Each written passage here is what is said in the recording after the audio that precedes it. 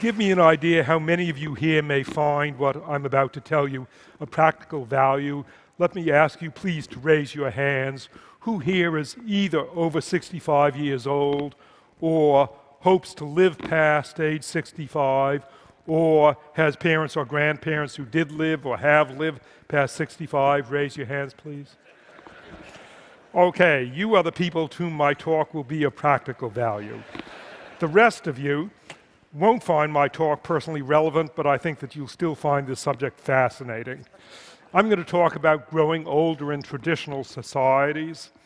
This subject constitutes just one chapter of my latest book, which compares traditional, small, tribal societies with our large, modern societies with respect to many topics such as bringing up children, growing older, health, dealing with danger, settling disputes, religion, and speaking more than one language. Those tribal societies, which constituted all human societies for most of human history, are far more diverse than are our modern, recent big societies. All big societies that have governments and where most people are strangers to each other are inevitably similar to each other and different from tribal societies. Tribes constitute thousands of natural experiments in how to run a human society. They constitute experiments from which we ourselves may be able to learn. Tribal societies shouldn't be scorned as primitive and miserable, but also they shouldn't be romanticized as happy and peaceful. When we learn of tribal practices, some of them will horrify us, but there are other tribal practices which, when we hear about them, we may admire and envy and wonder whether we could adopt those practices ourselves. Most old people in the US end up living separately from their children and from most of their friends of their earlier years, and often they live in separate retirement homes for the elderly, whereas in traditional societies, older people instead live out their lives among their children, their other relatives, and their lifelong friends. Nevertheless, the treatment of the elderly varies enormously among traditional societies, from much worse to much better than in our modern societies. At the worst extreme, many traditional societies get rid of their elderly in one of four increasingly direct ways: by neglecting their elderly and not feeding or cleaning them until they die, or by abandoning them when the group moves, or by encouraging older people to commit suicide, or by killing older people. In which tribal societies do children abandon or kill their parents? It happens mainly under two conditions. One is in nomadic hunter-gatherer societies that often shift camp and that are physically incapable of transporting old people who can't walk, when the able-bodied younger people already have to carry their young children and all their physical possessions. The other condition is in societies living in marginal or fluctuating environments, such as the Arctic or deserts, where there are periodic food shortages, and occasionally there just isn't enough food to keep everyone alive. Whatever food is available has to be reserved for able-bodied adults and for children. To us Americans, it sounds horrible to think of abandoning or killing your own sick wife or husband or elderly mother or father. But what could those traditional societies do differently? They face a cruel situation of no choice. Their old people had to do it to their own parents, and the old people know what now is going to happen to them. At the opposite extreme, in treatment of the elderly, the happy extreme, are the New Guinea farming societies where I've been doing my field work for the past 50 years, and most other sedentary traditional societies around the world. In those societies, older people are cared for, they are fed, they remain valuable, and they continue to live in the same hut or else in a nearby hut near their children, relatives, and lifelong friends. There are two main sets of reasons for this variation among societies in their treatment of old people. The variation depends especially on the usefulness of old people and on the society's values. First, as regards usefulness, older people continue to perform useful services. One use of older people in traditional societies is that they often are still effective at producing food. Another traditional usefulness of older people is that they are capable of babysitting their grandchildren, thereby freeing up their own adult children, the parents of those grandchildren, to go hunting and gathering food for the grandchildren. Still another traditional value of older people is in making tools, weapons, baskets, pots, and textiles. In fact, they're usually the people who are best at it. Older people usually are the leaders of traditional societies and the people most knowledgeable about politics, medicine, religion, songs, and dances. Finally, older people in traditional societies have a huge significance that would never occur to us in our modern literate societies, where our sources of information are books and the internet. In contrast, in traditional societies without writing, older people are the repositories of information. It's their knowledge that spells the difference between survival and death for their whole society in a time of crisis caused by rare events of which only the oldest people alive have had experience. Those, then, are the ways in which older people are useful in traditional societies. Their usefulness varies and contributes to variation in the society's treatment of the elderly. The other set of reasons for variation in treatment of the elderly is the society's cultural values. For example, there's particular emphasis on respect for the elderly in East Asia, associated with Confucius's doctrine of filial piety, which means obedience, respect, and support for elderly parents. Cultural values that emphasize respect for older people contrast with the low status of the elderly in the US. Older Americans are at a big disadvantage in job applications. They're at a big disadvantage in hospitals.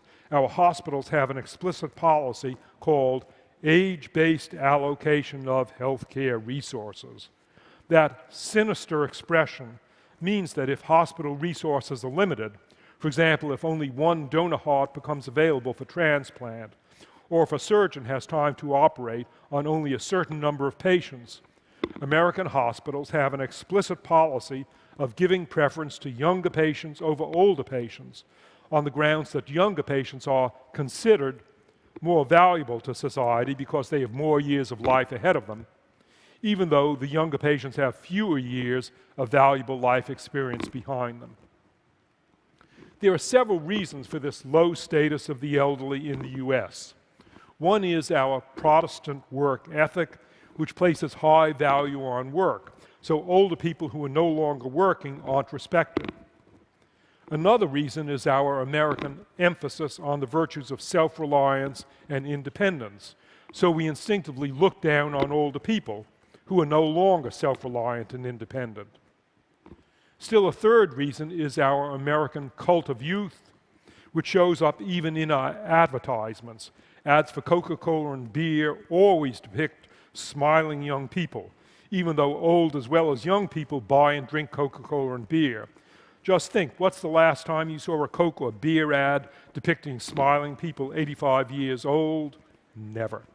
Instead, the only American ads featuring white-haired old people are ads for retirement homes and pension planning. Well, what has changed in the status of the elderly today compared to their status in traditional societies? There have been a few changes for the better and more changes for the worse. Big changes for the better include the facts that today we enjoy much longer lives, much better health in our old age, and much better recreational opportunities. Another change for the better is that we now have specialized retirement facilities and programs to take care of old people. Changes for the worse begin with the cruel reality that we now have more old people and fewer young people than at any time in the past. That means that all those old people are more of a burden on the few young people, and that each old person has less individual value. Another big change for the worse in the status of the elderly is the breaking of social ties with age, because older people, their children and their friends, all move and scatter independently of each other many times during their lives. We Americans move on the average every 5 years. Hence, our older people are likely to end up living distant from their children and the friends of their youth.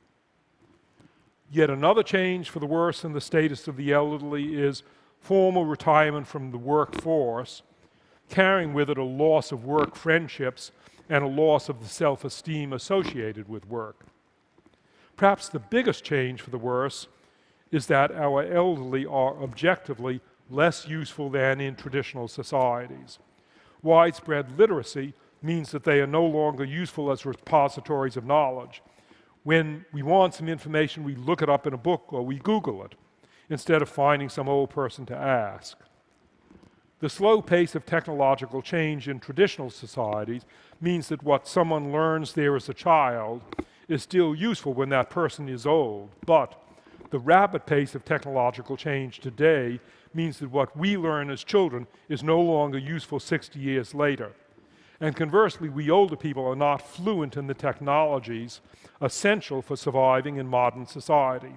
For example, as a 15-year-old, I was considered outstandingly good at multiplying numbers because I had memorized the multiplication tables, and I know how to use logarithms, and I'm quick at manipulating a slide rule.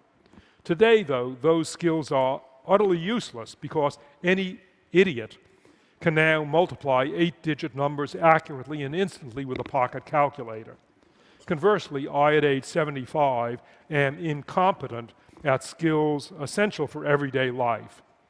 My family's first TV set in 1948 had only 3 knobs that I quickly mastered: an on-off switch, a volume knob, and a channel selector knob. Today, just to watch a program on the TV set in my own house, I have to operate a 41-button TV remote that utterly defeats me. I have to telephone my 25-year-old sons and ask them to talk me through it while I try to push those wretched 41 buttons. What can we do to improve the lives of the elderly in the US and to make better use of their value? That's a huge problem. In my remaining 4 minutes today, I can offer just a few suggestions. One value of older people is that they are increasingly useful as grandparents for offering high-quality child care to their grandchildren if they choose to do it, as more young women enter the workforce and as fewer young parents of either gender stay home as full-time caretakers of their children. Compared to the usual alternatives of paid babysitters and daycare centers, grandparents offer superior, motivated, experienced child care. They've already gained experience from raising their own children. They usually love their grandchildren and are eager to spend time with them. Unlike other caregivers, grandparents don't quit their job because they found another job with higher pay looking after another baby. A second value of older people is paradoxically related to their loss of value as a result of changing world conditions and technology. At the same time, older people have gained in value today precisely because of their unique experience of living conditions that have now become rare because of rapid change, but that could come back. For example, only Americans now in their 70s or older today can remember the experience of living through a Great Depression, the experience of living through a world war, and agonizing whether or not dropping atomic bombs would be more horrible than the likely consequences of not dropping atomic bombs. Most of our current voters and politicians have no personal experience of any of those things, but millions of older Americans do. Unfortunately, all of those terrible situations could come back. Even if they don't come back, we have to be able to plan for them on the basis of the experience of what they were like. Older people have that experience, younger people don't. The remaining value of older people that I'll mention involves recognizing that while there are many things that older people can no longer do, there are other things that they can do better than younger people. A challenge for society is to make use of those things that older people are better at doing. Some abilities, of course, decrease with age. Those include abilities at tasks requiring physical strength and stamina, ambition, and the power of novel reasoning in a circumscribed situation, such as figuring out the structure of DNA best left to scientists under the age of 30. Conversely, valuable attributes that increase with age include experience, understanding of people and human relationships, ability to help other people without your own ego getting in the way, and interdisciplinary thinking about large databases, such as economics and comparative history, best left to scholars over the age of 60. Hence, older people are much better than younger people at supervising, administering, advising, strategizing, teaching, synthesizing, and devising long-term plans. I've seen this value of older people with so many of my friends in their 60s, 70s, 80s, and 90s who are still active as investment managers, farmers, lawyers, and doctors. In short, many traditional societies make better use of their elderly and give their elderly more satisfying lives than we do in modern big societies. Paradoxically, nowadays, when we have more elderly people than ever before, living healthier lives and with better medical care than ever before, old age is in some respects more miserable than ever before. The lives of the elderly are widely recognized as constituting a disaster area of modern American society. We can surely do better by learning from the lives of the elderly in traditional societies. But what's true of the lives of the elderly in traditional societies is true of many other features of traditional societies as well. Of course, I'm not advocating that we all give up agriculture and metal tools and return to a hunter-gatherer lifestyle. There are many obvious respects in which our lives today are far happier than those in small traditional societies. To mention just a few examples, our lives are longer, materially much richer, and less plagued by violence than are the lives of people in traditional societies. But there are also things to be admired about people in traditional societies and perhaps to be learned from them. Their lives are usually socially much richer than our lives, although materially poorer. Their children are more self-confident, more independent, and more socially skilled than are our children. They think more realistically about dangers than we do. They almost never die of diabetes, heart disease, stroke, and the other non-communicable diseases that will be the causes of death of almost all of us in this room today. Features of the modern lifestyle predispose us to those diseases, and features of the traditional lifestyle protect us against them. Those are just some examples of what we can learn from traditional societies. I hope that you find it as fascinating to read about traditional societies as I found it to live in those societies. Thank you.